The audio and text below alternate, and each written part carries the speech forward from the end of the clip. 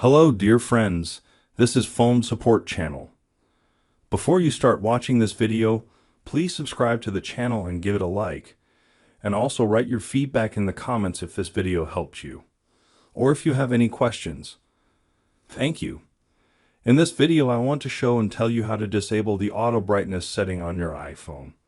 You'll be able to make your iPhone not adjust the brightness based on the lighting, or you want to enable this feature.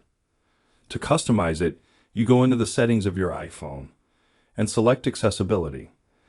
Now you click on display and text size, and here you find an item called auto brightness. You can turn this item on or off. If you turn it on, the brightness will change automatically.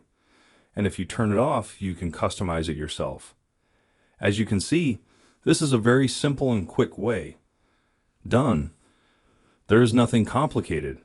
If you like this video, put likes and subscribe to the channel.